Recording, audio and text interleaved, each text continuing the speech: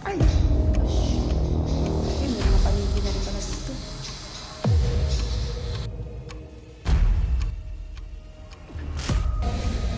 Parang may lumusot. Ha? Parang may lumusot.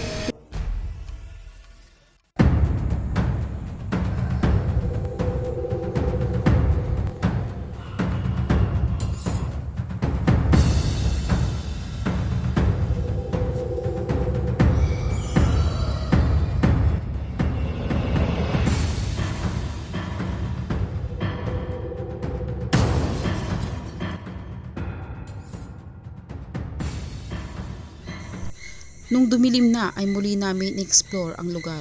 Naging iba ang ambience nito dahil sa dilim ng kapaligiran. Kung napanood nyo ang ating part 1 dito ay sobrang maa-appreciate mo talaga ang lugar na ito. Dahil sa magagandang tanawin at ganda ng structure nito. Ngunit ibang iba siya pagkagat ng dilim. So guys, samahan nyo kaming i-investigate ang lugar na ito. Kasama ko ngayon dito si Aya Ghostly Hour, ang Team North Luzon Phantom. Guys, maging ang apo ng founder ng building na ito ay may mga kakaibang naranasan din nung siya ay tumira pa dito noon. Mga pangyayaring mahirap ipaliwanag lalo na sa panahon natin ngayon. Kaya tara, explore ulit natin ito. Comment kayo guys kung may makikita kayo ha sa video natin.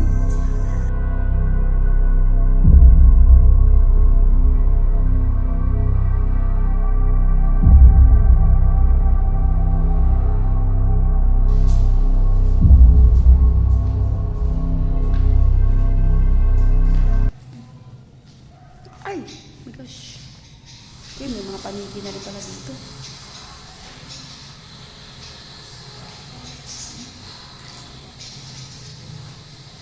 Sugod yung mga paniki.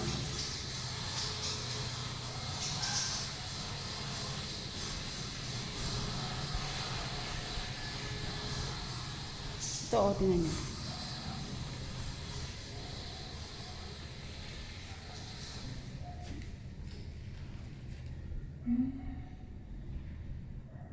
Dito mo siya nakita. Oo.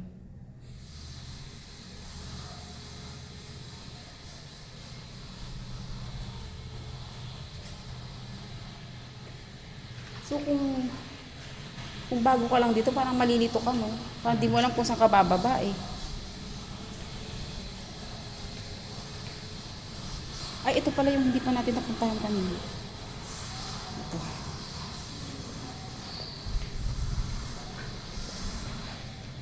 Ayan, sa part na to guys, medyo, ayan, masukal na siya. At makipot, wala ka rin naman pupuntahan doon. Ayan. Uy, parang ano to, ay parang ano no, pinakakusina nila, counter. Counter top to. So ayan nga, parang pinakakantin, kantin nga nila to.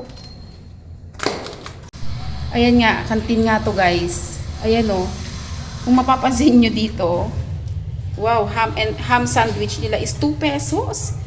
Salami is 2 pesos, hotdog 2, pineapple juice is 150. So dahil itong nag-operate nga itong building noon, active pa itong building noon, year 1970s hanggang nung lumindol lang nung year 1990 sila totally nawala dito. Ayan, ang mura pa talaga noon. Imagine that, ham sandwich is 2 pesos. So ayan, ito pinaka-counter, pinaka-canteen nila. Ayan.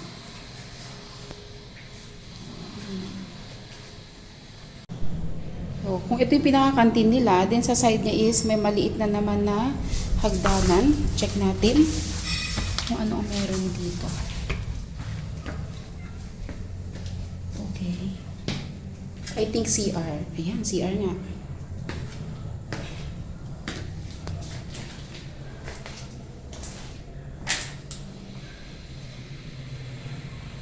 CR nga guys.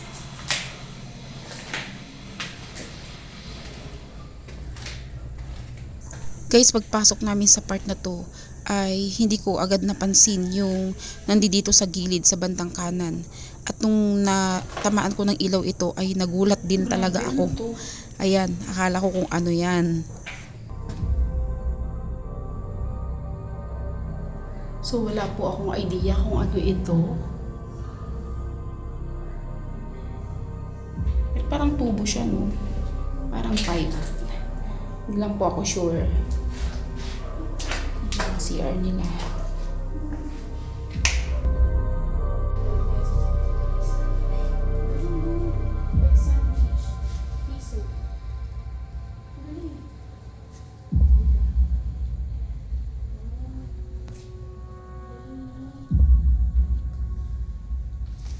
Guys, dito naman sa may mini stage nila ay bigla akong nakakita ng mabilis na tumakbo na human figure siya, black na black.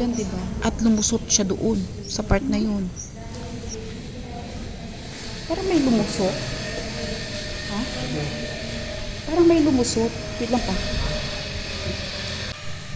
Tinatry kong ikot ang camera natin dito. Baka sakaling may makapture tayong kakaiba. So guys, nandito tayo ngayon sa 4th floor. So dito po tayo magkakandak ng investigation since dun po sa first floor natin or sa ground floor ay meron pa palang electricity doon. So dito sa part na to, wala na daw according po sa ilan sa mga nagbabantay dito sa building na to. So tara. Naglagay kami muna dito ng motion censored ball. Chine-check muna natin kung mauga ba dito sa part na to, para maihanapan natin siya ng magandang pwesto. Guys, medyo sensitive din kasi itong censored ball na ito, na pag na-touch mo siya or something mauga mo siya ay kusa siyang iilaw. Sa ball natin, kaya ibig sabihin, maganda po yung pinaglagyan natin. So kapag yan po umilaw, Ayun, kaya nag-try tayong maglagay ng motion censored ball. Yan, nilagay ni Aya. Maglalagay din tayo ng EMF. So ayan guys, naglagay din tayo ng motion sensor ball at ng EMF. Ayan, nilagay ni Aya.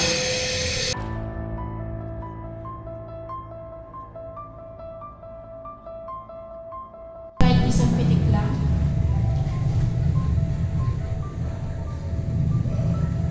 May kasama ba kami ngayon dito?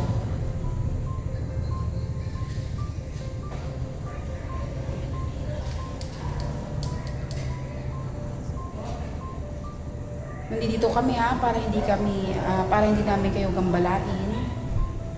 Gusto lang namin malaman kung naninirahan ba kayo dito ngayon.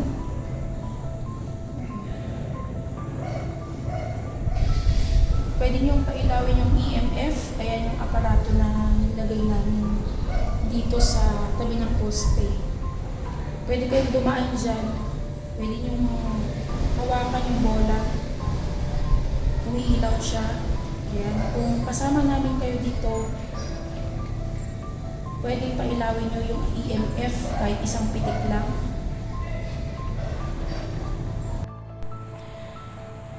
Gusto mo bang lumipat kami sa taas? Pag pinapitik mo yung ilaw namin sa EMF, muli aakyat kami sa itaas. Papitikin mo lang ng kahit isang beses lang. Okay, gusto yan talaga sa taas tayo. Doon Ayan kami o. sa taas. O sige. Salamat sa pag-response. Tara, dito tayo sa taas. So, lilipat kami sa taas, guys. Guys, nung kukunin na sana namin, ayan na daw siya. Bata ka ba? Isa ka bang bata? Isa ka bang bata?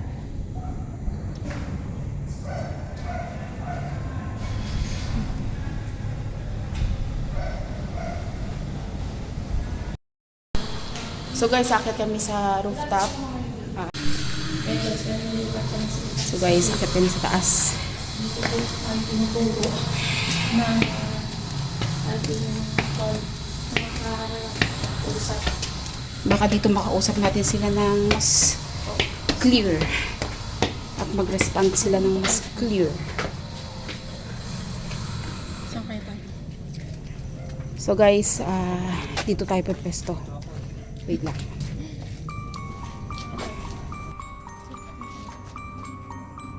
Pareho lang eh.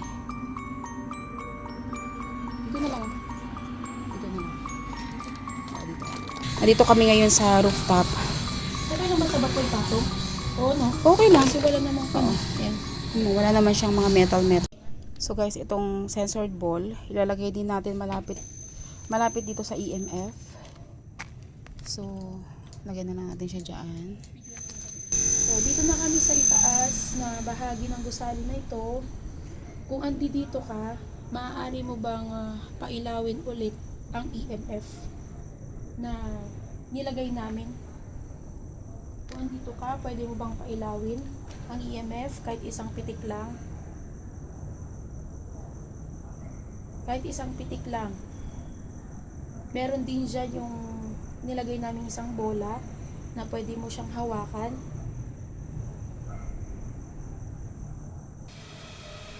Ikaw ba yung kausap namin sa ibaba kanina? Ikaw ba yung kausap namin? Papitikin mo nga ang EMF. Gusto mo bang lumipat kami ng ibang bahagi o ibang pwesto ulit? Papitikin mo ulit ang aming EMF at lilipat kami. Gusto mo bang lumipat kami? Pwede kaming Ayan, okay, lipat daw. lipat tayo. So, Sige, lilipat ayan, kami. nire-respond siya. Ayun guys, pag sinasabi kong lilipat kami, Bakit kaya? Parang ayaw niya kaming kausapin. Parang, hindi, parang meron siyang gustong spot talaga. So guys, kanina nung nasa 4th floor kami, tinanong namin kung lilipat kami dito sa taas. So tuwing tinatanong kung lilipat, nagre-respond siya. So pumipitik po yung aming EMF. So parang ayaw kaming kausapin. Ang gusto lang yata ipalipat-lipatin tayo ng pwesto. So parang pinaglalaroan pa tayo or ano, aya. Dito ba yung gusto mong pwesto para makapag-response ka ng maayos sa amin? Dito ba yung gusto mong pwesto para makapag-response ka sa amin ng maayos? Pumipitik siya pero Isa ka bang batang lalaki? Pwede bang i-confirm mo sa amin yan kung ikaw ay isang batang lalaki na patakbo-takbo dito? So, isa ka ng batang lalaki. nag-respond siya guys. Nadisgrasya ka ba? Nadisgrasya ka ba? Kaya andito ka pa din? At hindi ka matahimik? Nag-response. Matagal na panahon na ba na nawala ka sa mundo? Matagal na panahon na bang nadisgrasya ka? Ulitin ko, matagal na panahon ka na bang nawala sa mundo o nadisgrasya? Pwede mong papitikin ulit yung EMF na nilagay ko doon kung nakikita mo siya. Pwede mo ulit siyang papitikin kahit ilang ilaw lang, paabutin mo hanggang pula. Kung andito ka, Pumipitik siya pero ano. isa ka bang batang lalaki? Pwede bang i-compare mo sa amin yun kung ikaw ay isang batang lalaki? Guys, dito sa mga susunod na mangyayari ay umiba ang pakiramdam ko talaga dito dahil sumobra ang init. Pwede mo ulit papitikin yung EMF? Ang init. Diba? Ang init, sobrang init na. Para makumpirma natin kung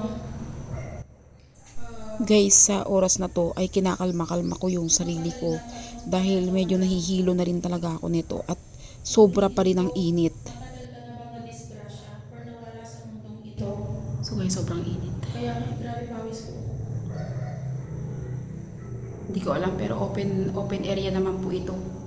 Kasi maraming bintana. Ulitin ko, Pero grabe ang init. matagal ka na bang Ha? minalalasan akong lupa sa dila ko? Kayo na ako kasi salita ng salita. Hindi eh. Ano?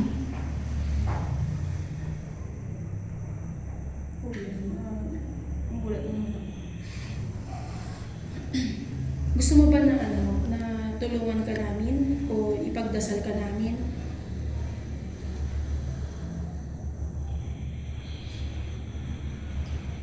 So Subukan nga natin tanungin kung lilipat na naman tayo. Ay, sige. Try natin tanungin kung lilipat na naman Gusto tayo. mo bang lumipat ulit kami sa pinakaitaas? Papitikin mo nga ulit yung ating EMF. Lilipat ba kami sa itaas ulit? Or lilipat kami ulit ng ibang pwesto? Papitikin mo nga ulit yung EMF. At lilipat kami sa taas. Sa pinakamataas na bahagi ng gusaling ito. Sige nga, ulitin mo pa. Papitikin mo ulit. At aalis na talaga kami. Gusto mo? Pumitik. Gusto mo ba? Bumitik siya. Isa pa. Guys, hanggang sa napansin ko nga ito. Itong yan, yung parang lumilipad, akala ko, butterfly. Wala naman. Ayun no. Walang butterfly. May lumilipad. Ano yun? Ay, oo nga. Ayun, tingnan mo Ano nga, yan? sa malapitan. Wala. Wala. Pero ano yung nag-appear sa camera mo? Orbs? Orbs Siguro, ba yun? Siguro. Bigla, ayun, ay. Sayang, hindi niya na ano. Hindi, na-capture mo. Na-capture mo eh. Nasaan na? Wala na. Uulitin ko. Pag pinapitik mo siya ng sunod-sunod, aalis na kami dito sa lugar na to. Uulitin ko, pag pinapitik mo ulit yung ilaw ng EMF, aalis na kami dito. Sige, papitikin mo siya. Aalis na kami dito. At hindi na kami magtatanong sa'yo. Ano ba yan? Reflection or what? Kasi pag gumalaw ako, gumagalaw din eh. Ano siya? Kaloka. Ewan ko kung ano yan. Ayun o, kasi pag gumanon ako, umaano din yung ano eh. Sumasama din siya eh. So, I therefore conclude na hindi siya orbs. Kasi Sige nga, papitikin mo ulit. pero nawala Ayaw na. niya naman papitikin. Bakit madilim eh? At ito na nga guys, try naming i-debunk kung ano nga ba yan. Yung lumilipad-lipad na yan sa screen. Tsaka ang likod niya, no? Pero wait lang ha. Ifo-focus ko kung gagalaw siya.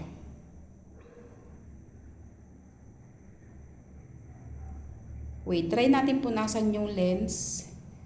Baka sa lens lang ng camera natin. Punasan ko na, pero ano kaya, meron pa rin eh. Oo, kasi sa lens ko, wala namang nag-appear. Sa'yo lang. O, videoan mo. O, pero nag-change siya ng position. Ayun guys, oh. Yung kung nakikita nyo yung namin yung mga ilaw, andyan pa rin, pinanasan na rin yung lens, andyan pa rin, tapos ayan, malikod siya. Ayun, oh, yung tuldok na yan. So, hindi namin alam kung ano ba yan. Dahil wala nang ilaw dito sa loob. Try natin itutok sa iba yung kwan natin. Para, kasi may nag-appear na ano kanina. Oh. Wala naman. Wala. Wala naman. Pag sa iba, wala naman. EMF?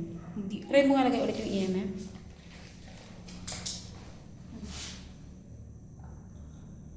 Hindi sana sa akin meron din. Oh, ayun. Oo. Meron na naman. Hindi, patayin ko siya. Patay mo. Oh, okay. Yun guys, no? Sa mga gumagamit din ng EMF, at kung ma-encounter nyo din yung ganung scenario, yung naka-on yung EMF ninyo, and then nakatutok yung camera ninyo sa EMF, nagulat lang kami kanina kasi akala ko orbs na siya.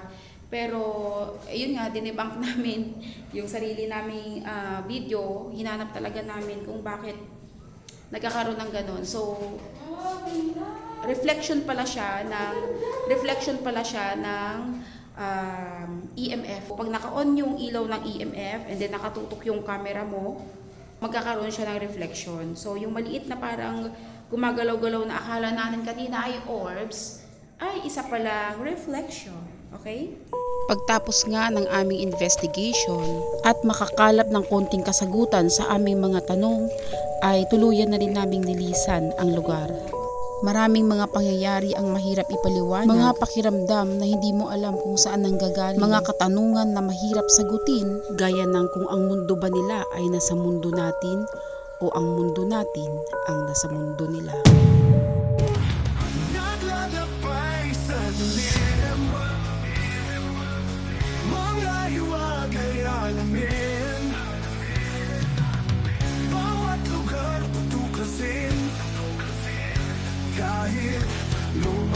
sa salamin.